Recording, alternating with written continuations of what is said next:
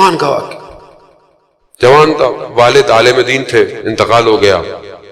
گاؤں تھا، سوچا والد کا لباس پہن لیتا ہوں،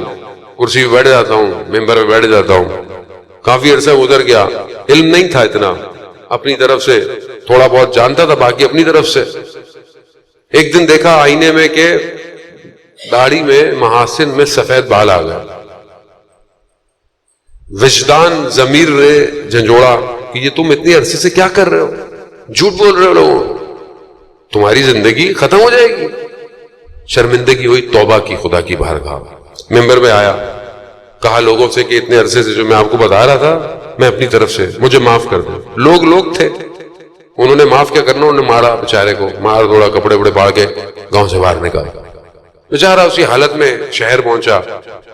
وہاں پہ ایک بزرگ ہستی سے ملاقات ہوئی، کہا کہ کیوں پریشان ہو، کہا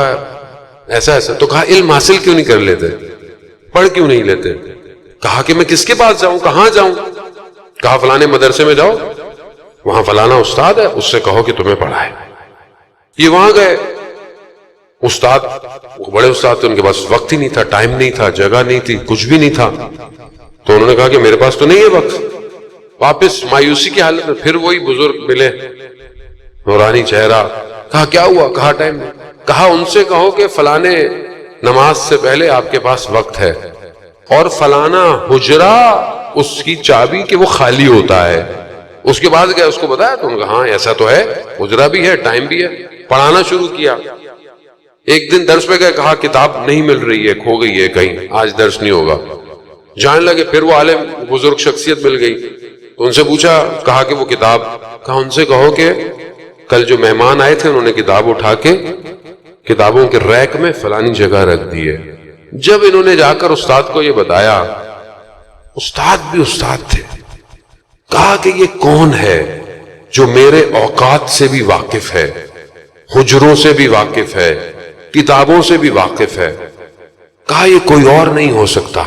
یہ وقت کا امام ہے، وقت کا امام۔ اب امام جسے چاہے، امام کا تصرف ہے، امام اگر نہ چاہیں ان کو کوئی نہیں پہچان سکتا۔ آپ کی زندگی میں بھی ہو سکتا ہے آپ کی امام سے ملاقات ہوئی ہو، آپ کو خود نہیں پتا ہوگا، لیکن جب تک امام نہ چاہے امام کو کوئی نہیں پہچان سکتا۔ اکثر جو ملاقاتیں کتابیں، معتبر کتابیں، میں ظاہر ہے میں بعض لوگ کہتے ہیں کہ معتبر کتابیں، استاد فاطمی نے گئے، اس آیت اللہ شمس الدین نے بھی اس کو بیان کیا، بہت معتبر کتابوں سے پڑھا کریں، ایسے نہیں پڑھیں گے ایسی کتابیں ایسی ہوں نا۔ اکثر ملاقاتیں ایسی ہیں کہ جب وہ چلے گئے تو لوگوں کو احساس ہو گئی یہ امام تھے، ہر کسی کو نہیں اس قابل ہوتا۔ آیت اللہ قاضی طباطبائی کے ایک شاگرد تھے،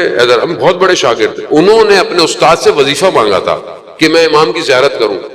اور وظیفے کو مسجد سہلہ میں کیا، لیکن جیسے ہی امام کا نور آیا وہاں سے امام کے آگے ہاتھ چھوڑ دیے انہوں نے، کہا مولا میں ظرفیت نہیں رکھتا کہ آپ کو دیکھ پاؤں،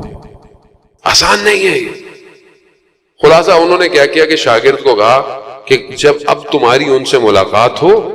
تو ان کو میرا سلام دینا، اور ان سے کہنا کبھی ہمیں بھی زیارت کروا دے۔ ایسے ہی ہوا، انہوں نے اسے کہا، انہوں نے کہا کہ جب ہوگی ضرورت تو ہم کر لیں گے، لیکن ہم آپ سے راضی ہیں۔ عزیزان مولا، ساری محنت اس لیے کہ امام راضی ہو۔ اس کے بعد وہ جوان کہتا ہے کہ پھر دوبارہ میری ملاقات کبھی اس شخص سے نہیں ہوئی۔